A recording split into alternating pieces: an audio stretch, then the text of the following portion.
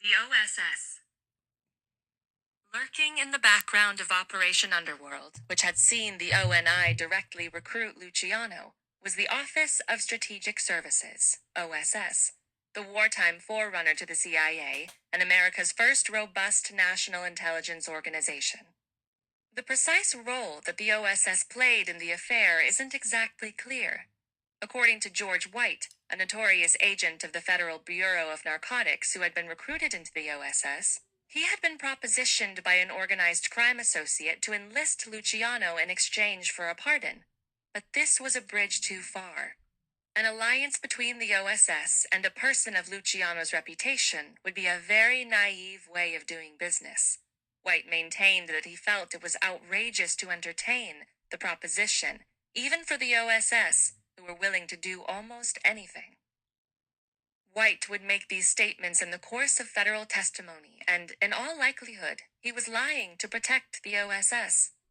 According to Richard Harris Smith, an historian of the OSS, Earl Brennan, an OSS officer in Italy, was kept in the loop regarding negotiations between Luciano and the ONI.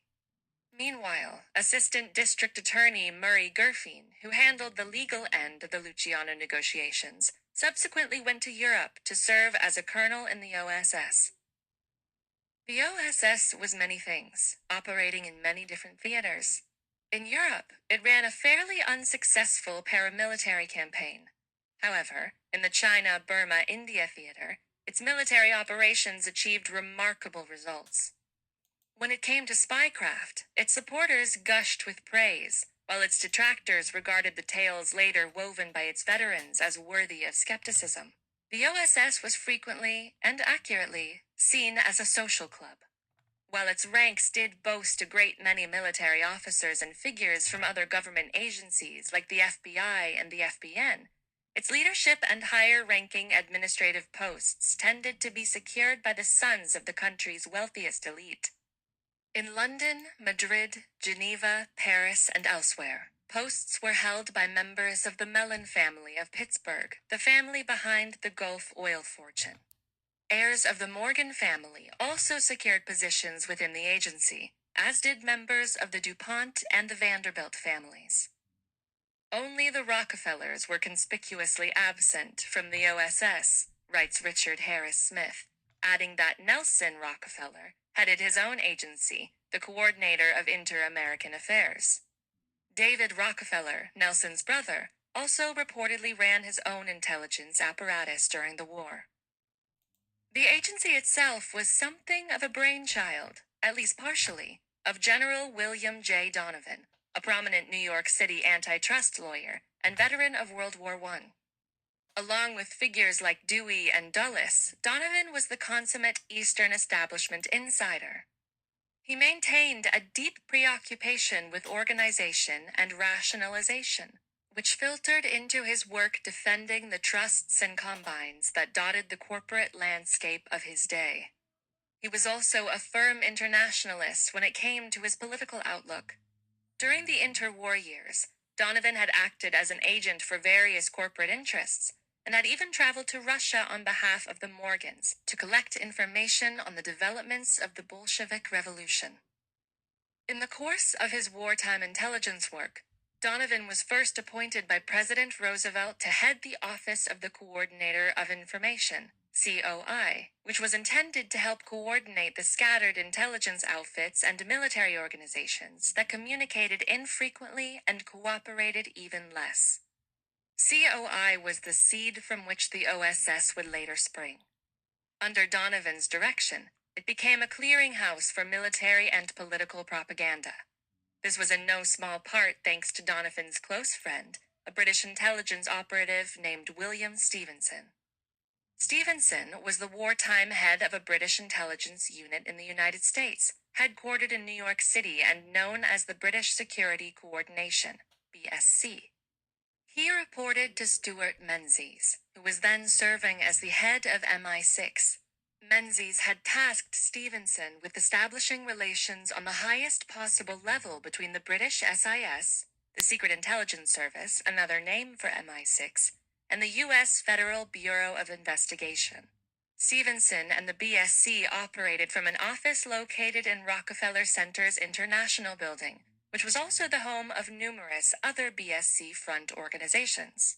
Stevenson also worked closely with other British intelligence agencies, including MI6 itself and the Special Operations Executive, SOE, which had begun its life as Section D of MI6. In agreement with Menzies' mandate, Stevenson developed a close working relationship with J. Edgar Hoover, who seemed to be enthusiastic about being a liaison to British intelligence on matters concerning the war in Europe. At this stage, the U.S. had yet to enter the conflict. Reportedly, the BSC provided the FBI with over 100,000 confidential reports, while Hoover kept the British in the loop with American reports on German naval movements and the like.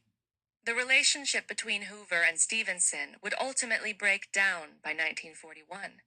Soon after, Stevenson began to cultivate William Donovan, who increasingly challenged Hoover's position as the sole conduit between the Americans and the British.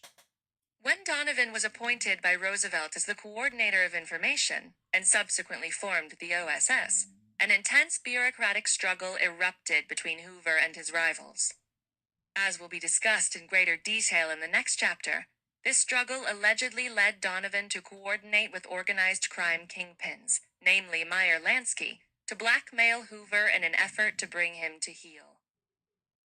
Stevenson did more than simply cultivate Donovan. In 1940, he reported back to his handlers in England that there is no doubt we can achieve infinitely more through Donovan than through any other individual. He is very receptive and can be trusted to represent our needs in the right quarters and in the right way in the USA. Donovan's COI and OSS were, in all actuality, the offspring of these British-led efforts, and a great deal of the decisions Donovan made were influenced by figures tied to Stevenson's BSC. Before the COI was up and running, for example, Donovan conferred closely with Robert Sherwood, a playwright, ardent interventionist, and close confidant of President Roosevelt. On June 16, 1941, writes Thomas Mall, Sherwood sent to Donovan a list of people he thought he could trust for the work we discussed yesterday evening at your home. At the time, Sherwood was working closely with the BSC, even sending them copies of speeches he had written for the president prior to Roosevelt receiving them. As efforts were undertaken to get the American intelligence apparatus up and running, the BSC undertook a propaganda campaign aimed at garnering support for such an institution. Mall, in his book Desperate Deception, shows how BSC assets seeded the idea throughout the mass media, which in turn was circulated up to the heights of political power. One characteristic incident took place in May 1941, just a month prior to Donovan's meeting with Sherwood. It was on 9th of that May that Vincent Astor, FDR's friend and New York area coordinator of intelligence, sent the president a clipping from the New York Herald Tribune that was probably a plant to build the consensus for voices calling for the plan British intelligence wanted. The Herald Tribune was BSC's favorite outlet for planted articles. Moreover, the putative author, George Fielding Eliot, was a devoted British sympathizer, one of the most influential people in the BSC front fight for freedom, and a favorite vehicle for planted articles. Citing the threat from fifth columnists and enemy agents, Eliot pointed out with alarm at the lack of a coordinator for the FBI, ONI, and G2 intelligence. The idea of a fifth column was a prime component of BSC propaganda and would later be adopted by the OSS itself. It was used to attack isolationist holdouts against American entry into the war, and was also used to generate fear and create an atmosphere of distrust among the general public. The term originated during the course of the early phase of the Spanish Civil War in the 1930s, and was used to describe something like a domestic military in waiting. The fifth column was purported to be composed of enemy agents and their sympathizers, with a mandate towards sabotage and other violent activities. According to Mall, one of the strongest promoters of the notion of a Nazi fifth column active in America was a Chicago journalist and close associate of Donovan named Edgar Ansel Maurer, who was subsequently identified as an asset of British intelligence. The fifth column, however, was simply an exaggerated threat. Axis sabotage efforts within the United States did occur, but were limited and ultimately ineffectual. Yet, this reality didn't matter to the BSC and its American allies, as the promotion of fifth column fears had a legitimizing function for their activities. It formed the very justification and popular base of support for the creation and expansion of the emerging, organized intelligence apparatus. It also spawned events like Operation Underworld. After all, it was the specter of fifth column activity that had first prompted the collaboration between the ONI and organized crime elements. Even more incredibly, it seems that the legitimization gained by intelligence services through BSC propaganda ultimately benefited these criminal networks as well. At the war's end, naval intelligence began a campaign to have Luciano released from prison, and at the beginning of 1946, the very man who had put Luciano away, Thomas Dewey, commuted the mobster's sentence in exchange for his deportation to Italy. In the year or two that followed, numerous other gangsters, perhaps as many as 100, were deported and joined him. Luciano's deportation was the beginning of an effort to cement in place a powerful organized crime network that was transnational in scope and wedded to the American intelligence services. Indeed, even though Luciano was no longer physically in the United States, he and his ilk continued to guide organized criminal activities from abroad, while also establishing new rackets during their exile in the Old World. Deported alongside Luciano, for instance, was Frank Coppola, the powerful Detroit mob boss who had been something of a mentor to Jimmy Hoffa, the mob-linked head of the Teamsters Union. The use of the Teamsters pension fund for organized crime-linked financing recurs throughout this book.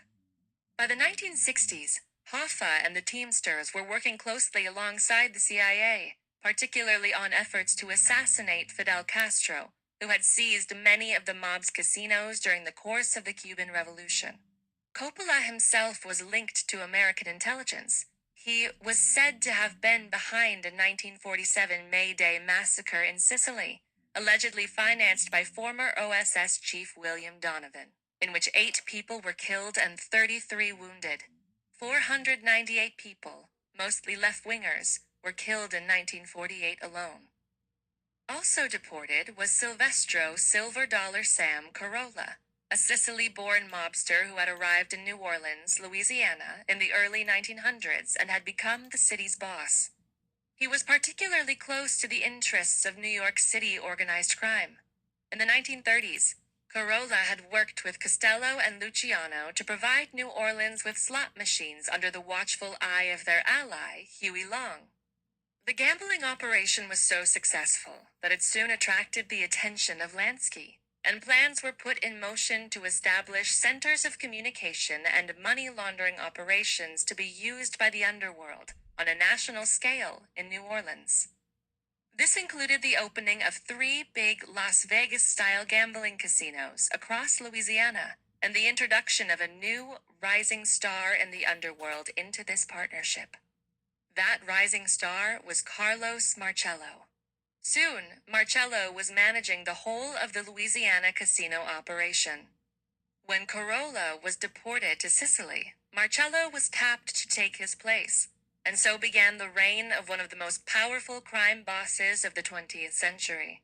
It was said, wrote John Davis in his book Mafia Kingfish, Frank Costello sent his blessings from New York, and Sam Carolla sent word from Palermo that he approved Carlos's selection as caretaker boss until he, Silver Dollar Sam, returned from exile. In Italy, Carolla linked up with Luciano in developing what was reported by American law enforcement to be a large-scale drug network.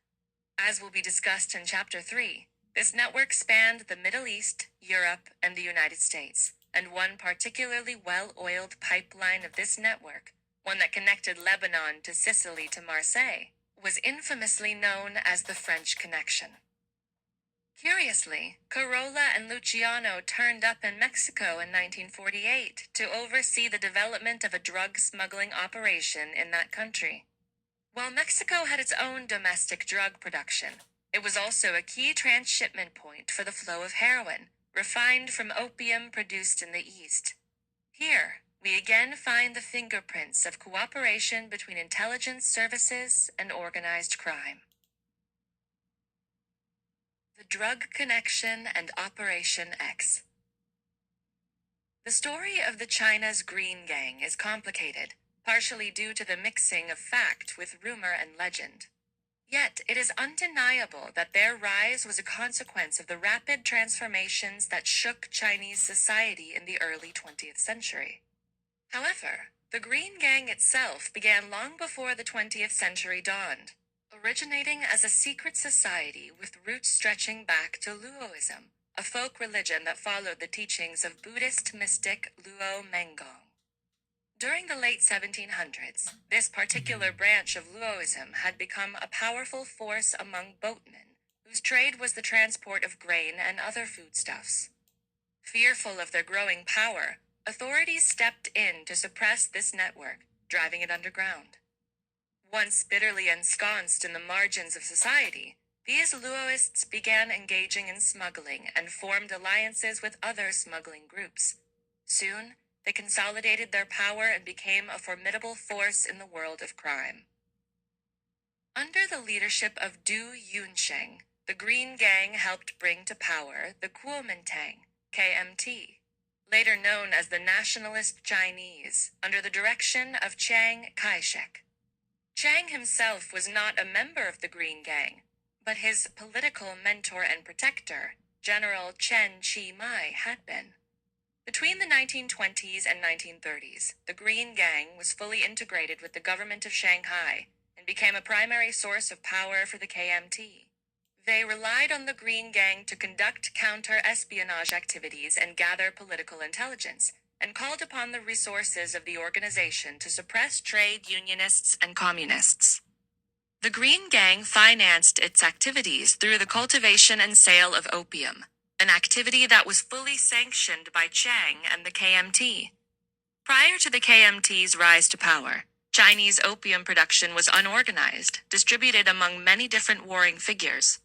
Under Chiang, however, a suppression was carried out with the ostensible goal of wiping out the opium trade in the name of public health. Behind the scenes, however, the KMT was doing quite the opposite.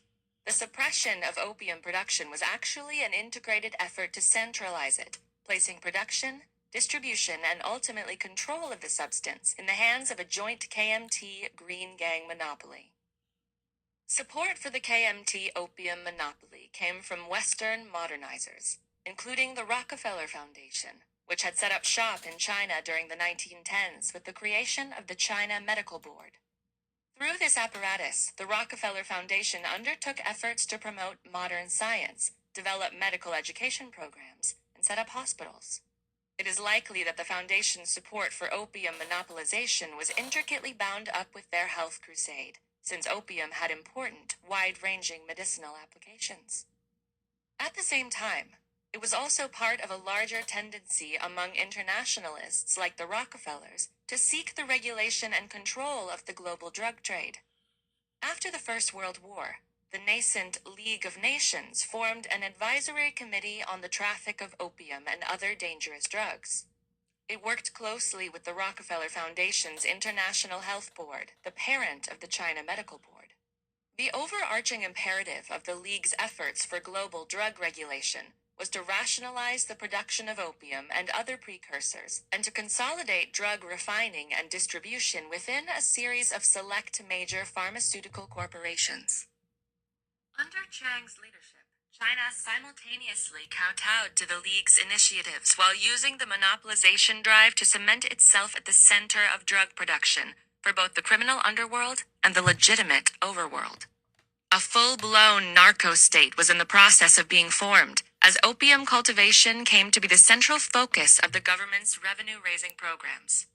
As Jonathan Marshall noted, in the central provinces of China, especially in Hubei and Hunan, Nearly every government organization has come to depend on opium revenue for maintenance, observed one expert.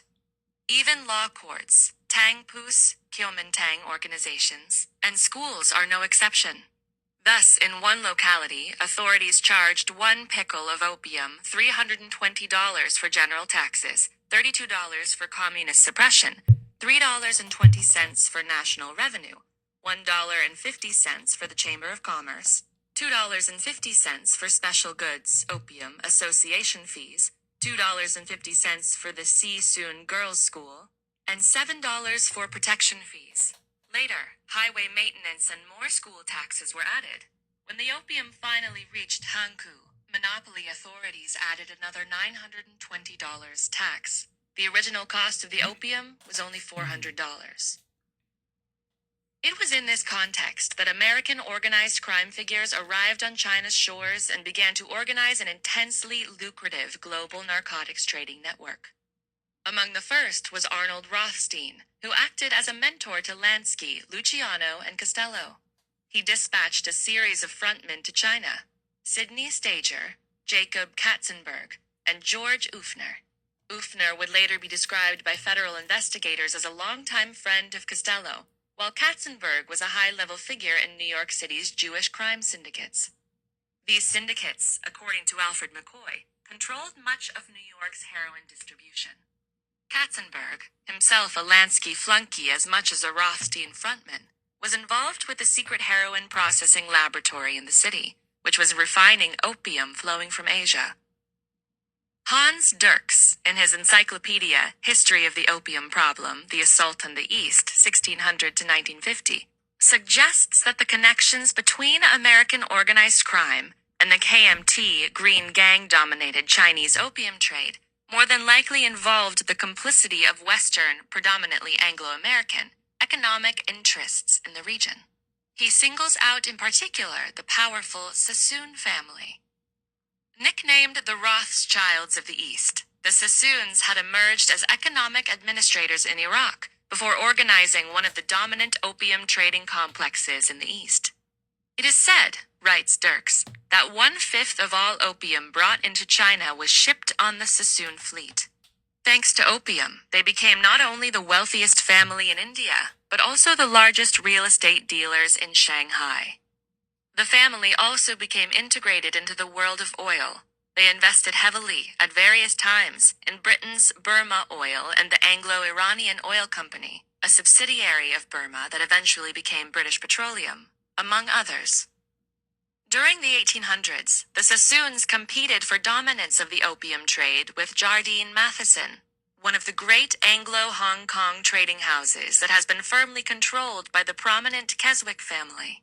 Over time, the interests of the Sassoons and the Keswicks intermingled and became part of a vast network winding its way through Hong Kong, Shanghai, and elsewhere. This is by no means ancient history.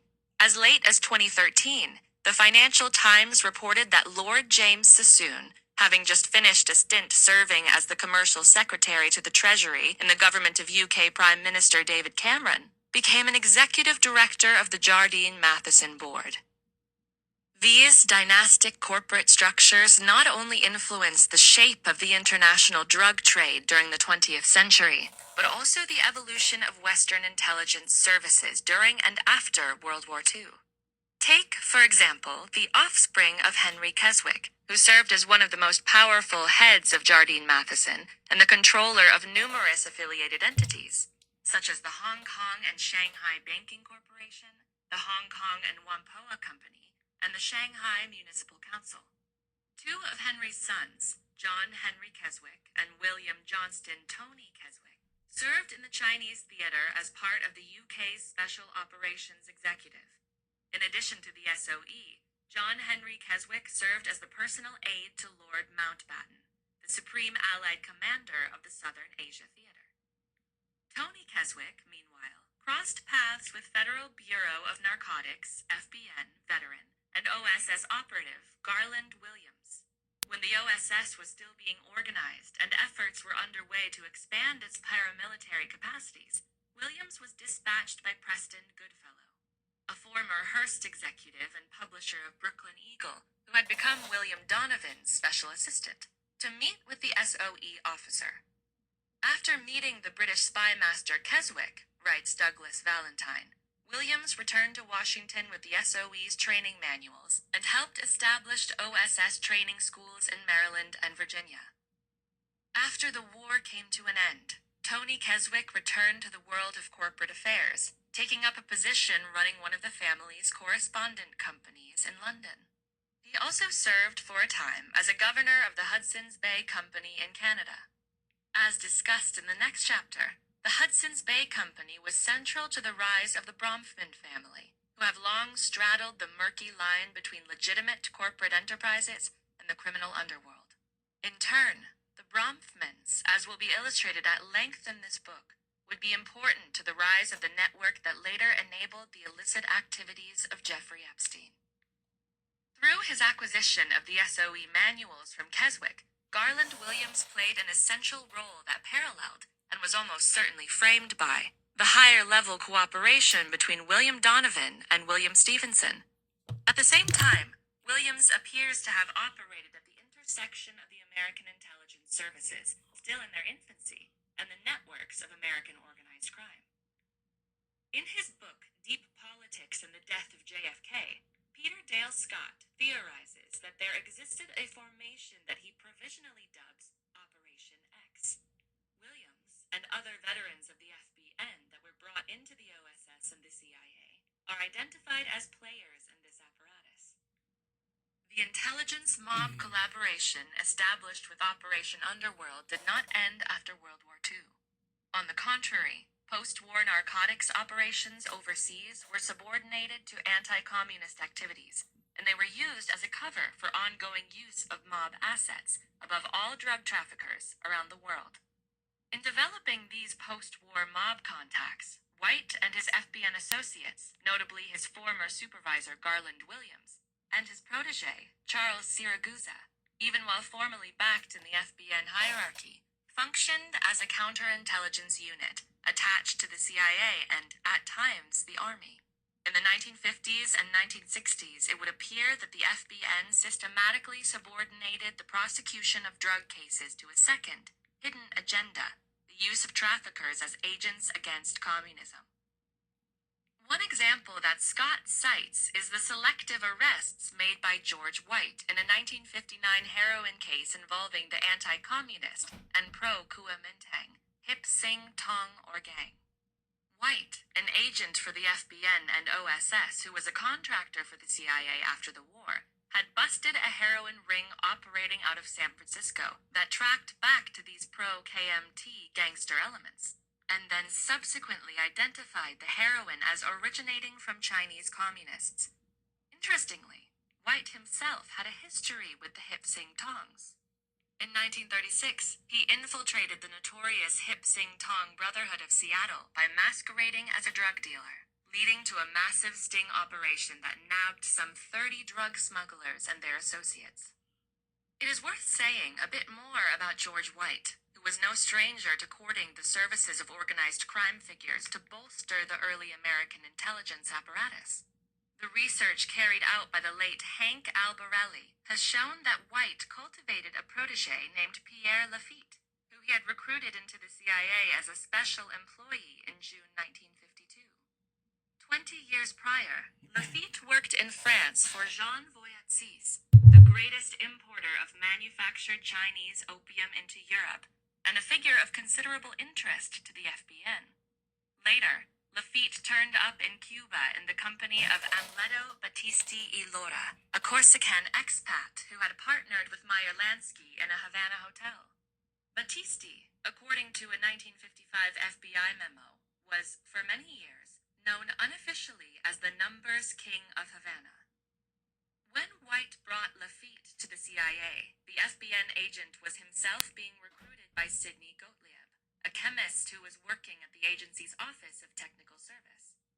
There, Gottlieb oversaw the CIA's research into potential truth drugs, which in time expanded into a sweeping inquiry that dealt with the effects of drugs, shock therapy and sensory deprivation, hypnosis, and even more esoteric currents on the human mind. The most famous of these programs, MK Ultra, saw the CIA become the largest consumer of LSD, which it used to experiment on witting and unwitting subjects. The subjects included soldiers, patients in psychiatric hospitals, prisoners, sometimes organized crime figures, and private citizens.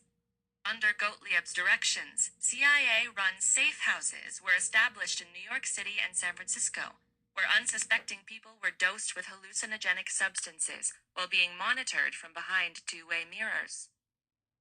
Gottlieb was impressed by White's street smarts and his inclinations toward the other side of the law, traits that were necessary for the covert drug program.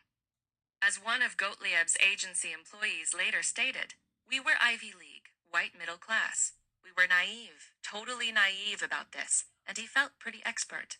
He knew the whores, the pimps, the people who brought in the drugs. He was a pretty wild man." Under the alias of Morgan Hall, White maintained a safe house in Greenwich Village, New York City, where he supplied unsuspecting people with LSD and other substances.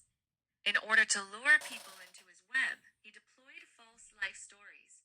He posed alternatively as a merchant seaman or a bohemian artist, and consorted with a vast array of underworld characters, all of whom were involved in vice, including drugs, prostitution, gambling, and pornography.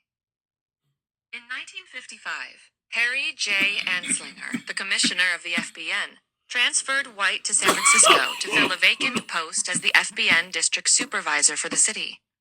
This was by no means the end of his work with Gottlieb and the CIA. Instead, he was granted control of MK Ultra Subproject 42, or as White called it, Operation Midnight Climax. Midnight Climax involved a safe house, much like the one set up in New York City, which was then decked out with electronic surveillance equipment. Prostitutes were then enlisted who would lure unsuspecting clients back to the pad, where they would then be slipped LSD. John Gittinger, a Harvard psychologist who was on the CIA payroll, best known perhaps for developing the personality assessment system, later admitted in congressional testimony that the agency was interested in the combination of certain drugs with sex acts. "We looked at the various pleasure positions used by prostitutes and others. Some of the women, the professionals we used, were very adept at this practice." White wasn't alone in obscuring the role of the KMT in the drug trade. This was also the modus operandi of Harry Anslinger, the FBN commissioner who served as boss to both George White and Garland Williams. Although Anslinger, like Donovan, was a bitter enemy of J. Edgar Hoover, he rode the rising tide of McCarthyism in the U.S. and identified China as the #1 threat to public order. The Chinese Communist Party, he claimed in the media and in official FBN reports, was overseeing vast opium fields and had trained thousands of agents to distribute heroin within the West. Per Anslinger, Chinese opium production totaled more than 4,000 tons a year, with the profits from the smuggling being used to finance the activities of the Communist Party and to obtain strategic raw materials. Importantly, Anslinger did not have any agents located in Asia in the post-war years, with FBN posting taking place at a fairly late date in 1962. The claims made by Anslinger in the 1950s were sourced from intelligence provided by the KMT itself, and in the early years, by the intelligence apparatus of General Douglas MacArthur's military command in post-war Japan. Overseeing this intelligence web was MacArthur's protege, a fascist sympathizer named General Charles Willoughby. Willoughby, as will be discussed in Chapter 5, would later become a player in the so-called China Lobby, a domestic political pressure network that supported the KMT and hardline Cold War politics. It is doubtful that the misdirection being deployed by Anslinger, White, and others in their milieu was for propagandistic purposes alone. Scott's Operation X thesis suggests a dual function. First, it bolstered Cold War propaganda efforts, which roughly followed the same template as the fifth column propaganda of the OSS during World War II. Second, it helped hide the roles of certain individuals, organizations, and networks that worked in tandem with Western intelligence services, militaries, governments, and businesses in the global drug trade. During this period, investigations into organized crime in America were soft-pedaled, if they took place at all, in part thanks to coercion and blackmail, particularly the blackmailing of FBI Director J. Edgar Hoover. This also worked to obscure the role of the KMT in the drug trade, due to the historical unity of American organized crime with Asian drug traffickers, forged in the interwar period. There is the stark possibility that this unity was maintained well into the post-war epoch through the efforts of American intelligence services themselves. This would result from the long-term effects of the OSS apparatus that had been set up in the China-India-Burma theater during the war. That apparatus had been concentrated around a powerful unit called Detachment 101, which incidentally had been set up with the aid of Garland Williams. Many of the most notorious intelligence operatives and soldiers who dotted the landscape of the late 20th century can trace their roots back to this OSS theater, and many of them will appear throughout this book. Those who served there included E. Howard Hunt, later a CIA coup master who achieved infamy during Watergate. Another was John Singlaub, a major player in the Iran-Contra affair. There was also Paul Helliwell, soon to become one of the architects of convoluted shadow banking strategies, and a primary node between the worlds of intelligence and organized crime. In 1943, William R. Pierce, who would later lead the CIA's first training program, became the head of OSS Detachment 101 after his predecessor, Carl F. Eifler, was injured. Pierce subsequently became the head of all OSS operations in the China-Burma-India theater, and personally oversaw commando operations carried out by KMT troops against Chinese communist forces. Pierce later reflected on his OSS years in an autobiography and, while discussing payment issues needed to finance the OSS's operations in Asia, made a startling disclosure. Simply stated, paper currency and even silver were often useless, as there was nothing to buy with money. Opium, however, was the form of payment everybody used. Not to use it as a means of barter would spell an end to our operations. Opium was available to agents who used it for a number of reasons, from obtaining information to buying their own escape. Any indignation felt was removed by the difficulty of the effort ahead. If opium could be useful in achieving victory, the pattern was clear. We would use opium. The OSS activities in Burma would lay the groundwork for the country to subsequently act as an essential node in early Cold War activities against communist elements in Asia. Importantly, after Chinese communists drove the KMT out of the mainland and into Taiwan, Burma became one of their main outposts. There, the CIA organized a secret army with prospective plans to stage an invasion of China. Although the KMT was to fail in its military operations, writes Alfred McCoy, it succeeded in monopolizing and expanding the opium trade. He continues, the KMT shipped the opium harvests to northern Thailand, where they were sold to General Phao Sayanan of the Thai police, a CIA client. The CIA had promoted the Phao-KMT partnership to secure a rear area for the KMT, but this alliance soon became a critical factor in the growth of Southeast Asia's narcotics traffic. With CIA support, the KMT remained in Burma until 1961, when a Burmese army offensive drove them into Laos and Thailand. By this time, however, the Kuomintang had already used their control over the tribal populations to expand Shan state opium production by almost 500%, from less than 80 tons after World War II to an estimated 300 to 400 tons by 1962. The CIA's Burma-Thailand support for the KMT was codenamed Operation Paper. One of the architects of the operation was a close associate of Thailand's General Phao named Willis Byrd, later nicknamed Mr. Opium. Byrd, during World War II, had served with OSS in the Burma-China-India theater. After the end of the conflict, he remained in the region as a supplier to the Thai military and police. Whether or not Byrd was an on-the-books asset of the CIA isn't clear, though he certainly was a middleman for moving supplies that had been obtained via agency financing. These supplies arrived in Thailand by way of a company called Southeast Asia Supply Corporation, most frequently referred to simply as SEA Supply. Willis Byrd acted as SEA Supply's Bangkok office manager under the direction of Sherman Joost, a veteran of OSS Detachment 101. SEA Supply was not set up in Thailand, however. The business was instead registered in Miami, Florida, by OSS veteran-turned-lawyer and banker Paul Helliwell. At the same time that Helliwell was handling the legal end of SEA Supply's activities, he was also acting as consul for the Thai government in the U.S. In this capacity, he was closely linked to General Phao and the network of politicians who supported him. SEA Supply worked closely with Civil Air Transport, CAT, and the CIA's first proprietary airline. The roots of CIT were planted during the Second World War, when Claire Chennault organized the Flying Tigers, a volunteer aviation unit set up to provide support for the KMT in China in their fight against Japan. With ranks drawn from the U.S. military, the Flying Tigers trained at bases in Burma, which acted as a logistics hub for their airlift. Chennault had long-standing ties to the KMT. Since the late 1930s, Chennault had served as a military advisor to Chiang Kai-shek and his brother-in-law, the powerful nationalist Chinese banker and diplomat T.V. Soong. Besides his links to the KMT leadership and to the U.S. military, Chennault maintained an impressive array of contacts.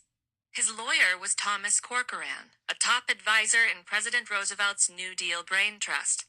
Corcoran was close to Helliwell, and both worked together to promote Chennault's aviation plans when the war ended. Back in America, Chennault fell in with the so-called China Lobby, the network of politicians, businessmen, and other players who lobbied for support for the KMT as the only viable group who could oppose the Chinese communists. He set up and managed an impressive airlift of American relief supplies in China, with the supply flight contracts going to Chennault, of course. Central to this effort was the 1946 creation of a new airline called Civil Air Transport that Chennault had co-founded with Whiting Willauer.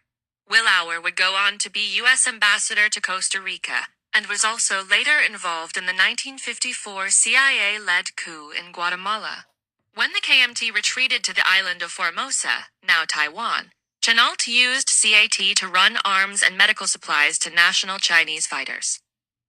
CAT was brought into the world of special operations thanks to the efforts of Helliwell. He had brought Chennault and the aviation company to the attention of Frank Wisner, then the head of a covert body called the Office of Policy Coordination, OPC. Within several years, the OPC was incorporated into the CIA, cementing in place a militarized command structure governing the dark arts of the clandestine services. By 1950, CAT was a full-fledged CIA proprietary airline, operating under the auspices of a holding company set up by the agency called Airedale Corp. Later, Airedale Corp was renamed Pacific Corp, and CAT would become Air America. Air America was the CIA's premier airline, and remained active from the 1950s into the 1970s. It was finally dissolved in the wind-down of the Vietnam War, though many of its assets were sold off and absorbed into a CIA-linked firm called Evergreen International Aviation. Meanwhile, several Flying Tigers pilots went on to create the air freighter firm Flying Tiger Line, a major commercial cargo airline that also operated military contract services and engaged in covert operations. Flying Tiger Line would later have a major presence at the Rickenbacker Airfield near Lockbourne, Ohio. CAT's later incarnation, Southern Air Transport, would relocate there in the early 1990s, a few years after Flying Tiger Line was absorbed into Federal Express. The airline's relocation was thanks, in part, to Jeffrey Epstein, and had chiefly relocated to manage cargo for Leslie Wexner's The Limited. See Chapter 17. Connections to organized crime appear in nearly every corner of this web. Take, for instance, Margaret Chung, an attending physician for Chennault's Flying Tigers. A member of the Hip Sing Tong, she made frequent trips to Mexico City in the 1940s in the company of Virginia Hill, an inside player in organized crime circles with close ties to the likes of Bugsy Siegel and Meyer Lansky.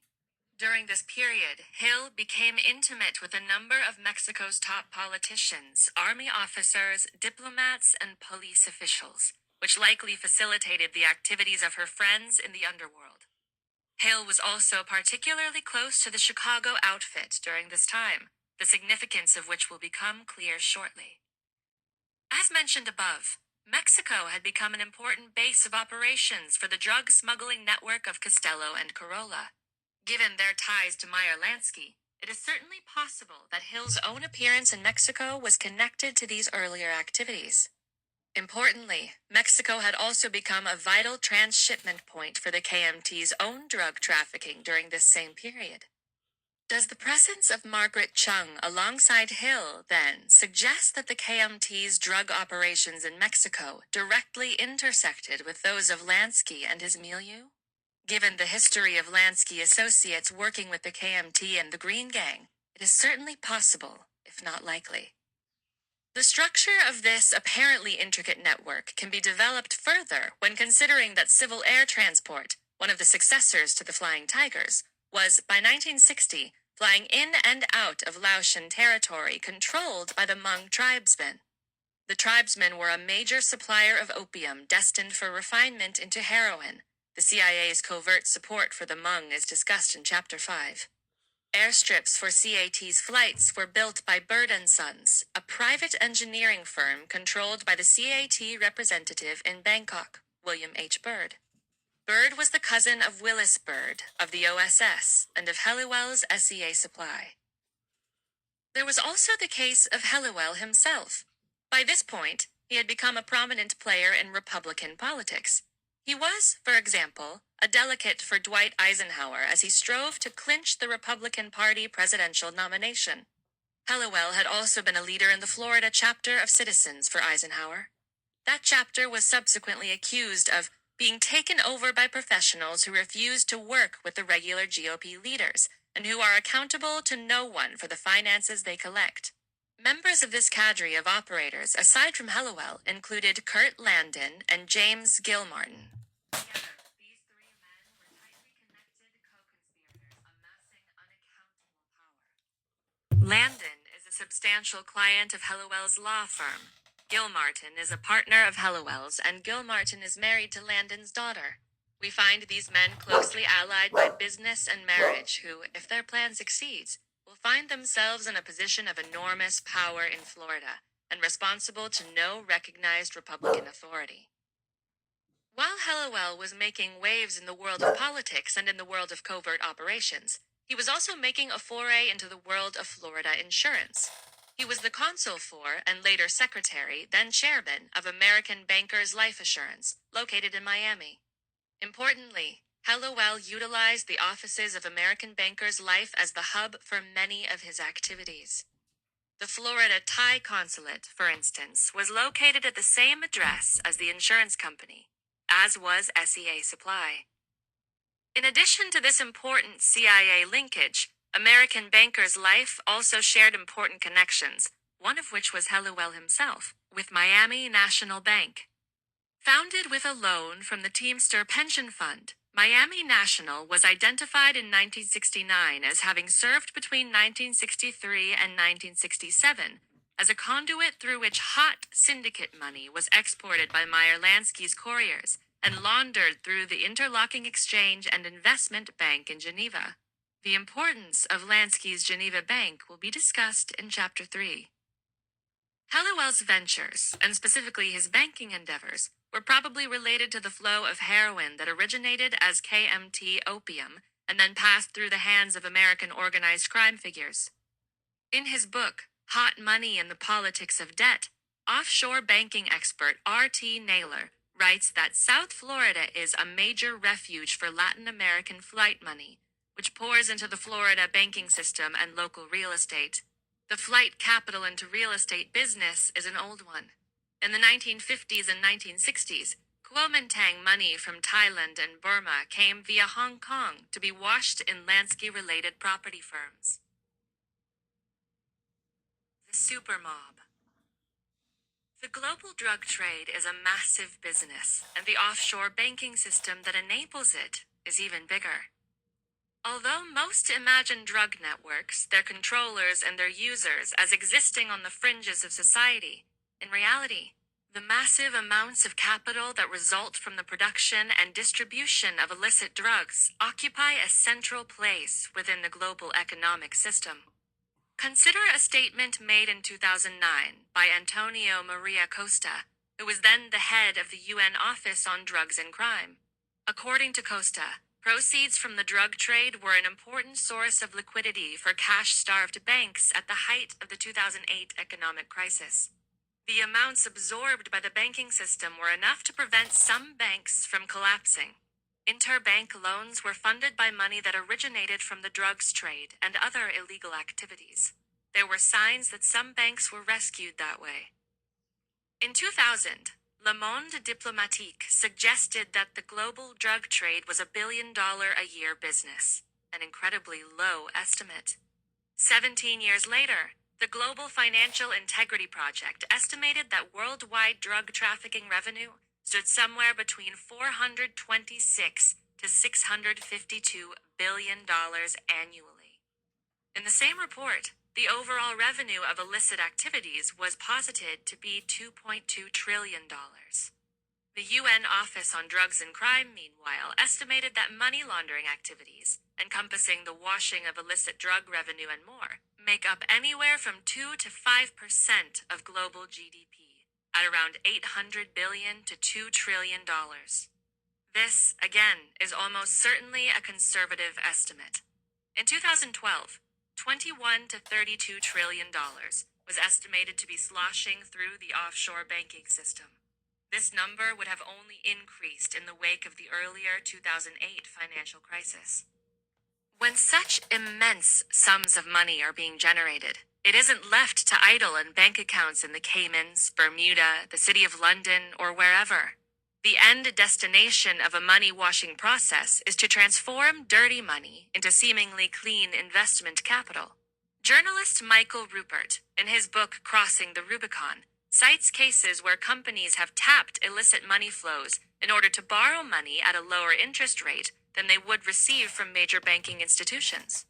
The conversion of dirty or hot money into credit capital, capital that begins as a line of credit issued by a lending institution, is made easier by bank secrecy laws in tax havens, which makes it possible for legitimate and illegitimate pools of capital to intermingle freely. Catherine Austin Fitts and Chris Sanders have gone even further by suggesting that there is a positive correlation between the upwards trajectory of stock market performance and the consistent ballooning of the drug trade.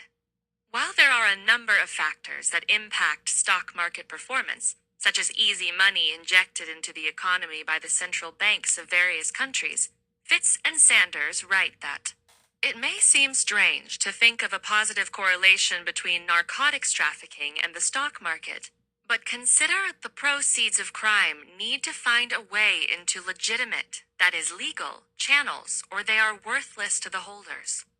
If one further imagines that the banking system earns a fee of 1% for handling this flow, rather low considering that money laundering is a seller's market, then the profits for banks from this activity are of the order of $5 to $10 billion. Applying Citigroup's current stock market multiple of 15 or so to this yields a market capitalization of anywhere from $65 to $115 billion. One can thus readily see the importance of the illegal drug trade to the financial services industry. Another tactic for washing money is the capital into real estate operations that Naylor referred to in relation to KMT drug money flows in Florida. Indeed, it seems that the explosive growth of the world economy in the decades following World War II opened up countless investment opportunities where the funds from drugs and other sources of capital for organized crime would be socked away.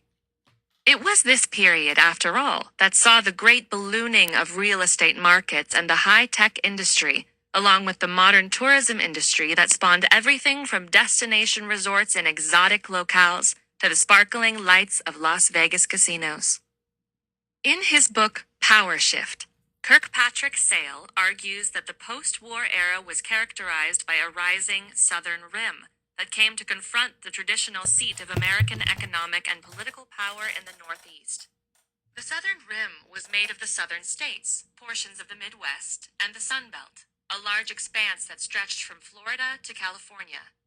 The rim's ascendancy, he argues, was connected to the opening up of vast real estate opportunities, related in part to tourism and retirement, to the oil and gas industries, and to the delirious growth of defense-related industries under the new Cold War paradigm. Sales suggests that organized crime, so often associated with the American Northeast, found a remarkable range of new opportunities in the southern rim, thus propelling these networks to previously inconceivable heights of power and influence. The blossoming trade of opium and heroin, clearly spurred and protected by the CIA, fits snugly into these series of developments.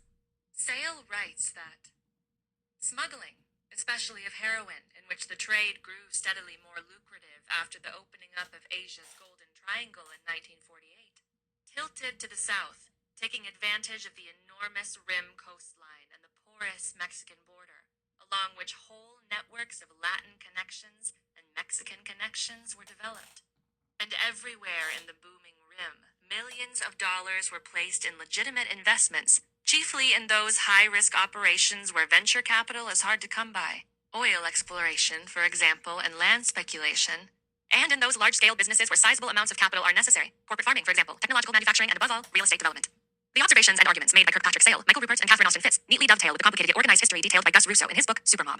The term supermob, per Russo, refers to a close-knit circle of Jewish and Italian mobsters and businessmen who arose in the corruption-ridden corridors of Chicago and who then installed themselves in California and elsewhere. What makes the supermob unique is that it was a particularly stark and fairly unmasked example of how criminal networks, political power, and legitimate commercial activity mixed together in a period of explosive economic and cultural growth in the wake of World War II.